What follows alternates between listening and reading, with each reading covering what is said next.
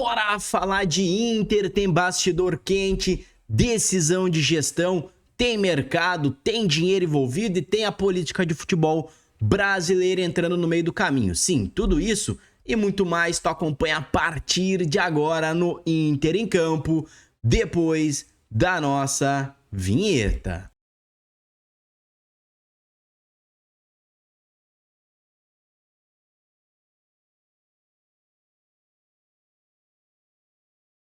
Vamos começar falando da situação do Thiago Maia. O Inter vai renovar, não vai? Tem São Paulo na jogada? Vamos entender como está a situação do jogador? Mas antes, um recado muito simples, rápido e importante. O canal está com a parceria e a força da Bet Nacional, que é a patrocinadora aqui do Inter em Campo. A minha, a sua casa de apostas esportivas é a maior do Brasil, tá? Transforma a sua paixão pelo Inter na oportunidade de fazer um dinheirinho, tá? Vai lá, faz tua fezinha, eu deixei o link aqui no primeiro comentário fixado e na descrição do vídeo. Tem também a área de cassino, tu gosta de um joguinho, gosta de um cassino? Tem também ali na Bet Nacional, lembrando sempre, jogue com muita responsabilidade, não é renda extra, não é investimentos, é apostas esportivas, plataforma para maiores de 18 anos. Bom, pessoal, a situação do Thiago Maia hoje é muito objetiva. O contrato vai até o fim do ano e até agora não existe um avanço concreto nesta renovação. Já teve consulta lá atrás, já existiu uma movimentação inicial, mas a conversa não andou como o clube queria, tá? Só que agora o cenário parece ter mudado um pouquinho, tá? Internamente, o Inter voltou a demonstrar certo otimismo e acredita que pode sim tentar uma renovação. E aí entra o ponto principal dessa história. O clube parece mais inclinado a manter do que correr o risco de perder o jogador de graça, tá? Não é uma conta tão simples assim. Thiago Maia tem um forte salário, perto dos 800 mil reais, e ainda carrega um investimento importante feito na sua contratação, tá? Ou seja, nós estamos falando de uma renovação protocolar. É um jogador que tem ali pelo menos todo um contexto por trás.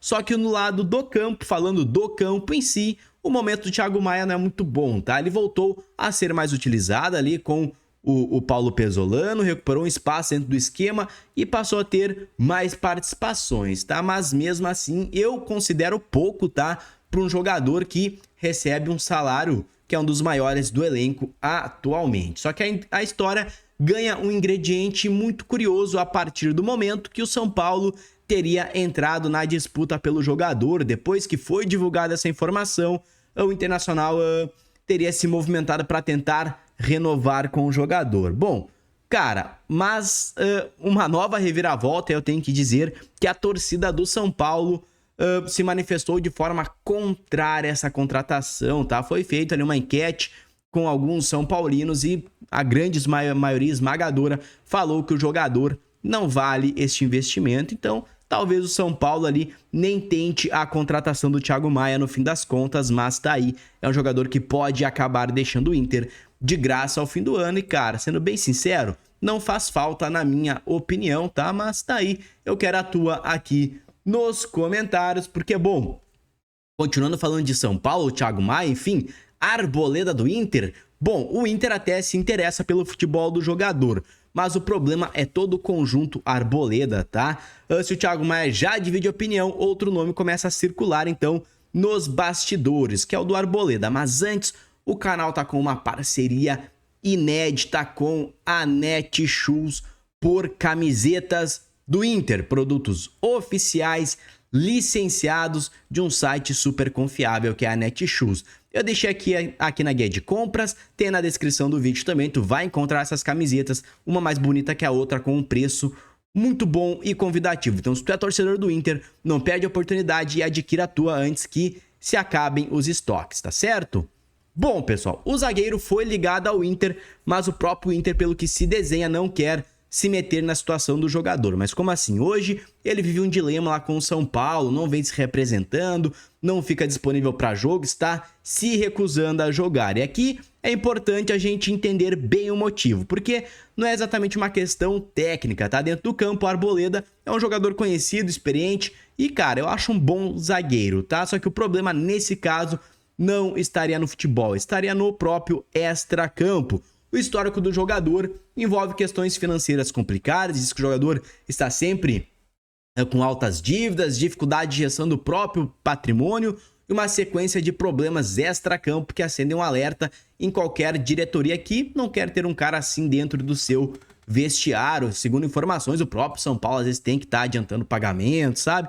Enfim, aquele jogador que tem problemas extracampo, tá? Não posso falar quais, porque supostamente isso não é nada oficial, então vamos deixar na casa das suposições. Supostamente o jogador tem problemas extracampo. E aqui o Inter fez uma leitura que, sinceramente, parece muito mais gestão do que propriamente futebol, tá? O Inter teria entendido que não vale o risco, mesmo sendo uma oportunidade de mercado, um jogador que quer sair, que provavelmente vai ter um preço muito reduzido ou mesmo ficar livre no mercado, o Inter prefere não ir atrás. E aí entra um terceiro personagem nesta equação, que é o Vasco, que estaria também tentando costurar um acordo com o jogador, tá? Hoje ele recebe algo em torno de 800 mil por mês, além de um contrato longo que vai até o fim de 29, então o futuro do jogador segue em aberto. Mas comenta a opinião, Arboleda, te serviria ou não te serviria? Comenta aí pra nós, eu quero muito saber, porque vamos falar então de patrocínio master, tá? Que segue travado, o Inter trava também uma disputa com a Alfa e uma conta aqui é alta, tá? Bom, o Inter ainda não conseguiu fechar um novo acordo relevante, tá? Isso por si só já preocupa. Bom, porque no futebol cada vez mais dependente de receitas, ficar sem esse tipo de parceiro importante atrasa o planejamento, né? Limita a margem de investimento e pode complicar o caixa do clube, tá? O Inter então enfrenta dificuldades no mercado, especialmente nesse universo das casas de apostas, que neste momento estão muito focadas em calendários internacionais, Copa do Mundo, e o resultado não tem nenhuma grande negociação, tá? O mercado, então, não é tão simples quanto parecia, só que no meio disso tudo, ainda existe a novela com a Alphabet, tá? E aqui o Inter adotou uma postura muito clara e bem diferente, tá? Enquanto o Grêmio aceitou um acordo parcelado, o Inter não. O Inter quer receber tudo, a multa, e não quer um acordo por baixo. Até aceitaria um acordo, que diferente do Grêmio, reduziu bastante os valores ali. O Inter quer quase que pelo menos a totalidade, tá? Porque é uma conta muito pesada, estamos falando de 42 milhões de reais que são cobrados judicialmente ali com a antiga patrocinadora. Então isso vai se desenrolar ainda, vai rolar muita água e o Inter vai ficar sem receber o que lhe é devido, pelo menos até isso ter, né, um desfecho na justiça. Comenta a tua opinião, né? Uma situação complicada, um gigante brasileiro como é o Inter passando por uma situação aí de problema com o patrocinador Master. Eu acho que é inédito aí no cenário, pelo menos do Inter. Comenta a tua opinião, porque para finalizarmos o vídeo, vamos falar de algo que pode mexer com o calendário do Inter, tá? A divisão do futebol brasileiro entre os blocos FFU e Libra ganhou mais um capítulo, e agora a CBF decidiu entrar mais forte nessa discussão, tentando acelerar a criação de uma liga única no país. A ideia da entidade, pelo que foi apresentado em reunião no Rio de Janeiro, é organizar e ajudar os clubes na tomada de decisões, tá? Ao invés de começar falando de dinheiro e vendas de direitos de transmissão, a CBF quer primeiro debater o produto, ou seja, como melhorar o campeonato brasileiro, tá? E aqui, na teoria, o raciocínio faz bastante sentido, tá? Essa estratégia também serve como tentativa de convencer clubes mais resistentes à ideia de uma liga unificada, e entre eles, um dos casos mais evidentes é sempre o Flamengo, né? Que sempre se acha maior que todos os outros clubes, tá? Mas o que a CBF pretende? Apresentar mudanças estruturais, melhorias na organização e ajustes que façam o campeonato parecer mais forte, mais atrativo, tá? Mudar alguns horários de jogos, enfim, tá? A CBF pretende, ou pelo menos propõe, algumas mudanças nesse sentido, tá? O que para mim é interessante, temos que aguardar, por exemplo, tá? Novas informações, mas, por exemplo, uma crítica que a gente pode falar é o horário do Grenal marcado para 8h30 da noite de um sábado, tá? Um exemplo muito claro disso, um horário ruim, sábado à noite, o pessoal geralmente quer sair, quer estar com a família, aí tem o Grenal, ok? Pode virar um evento? Pode, mas é um horário ruim para os próprios jogadores, então, sabe, é algo que não tá legal e a CBF quer fazer estas mudanças, tá?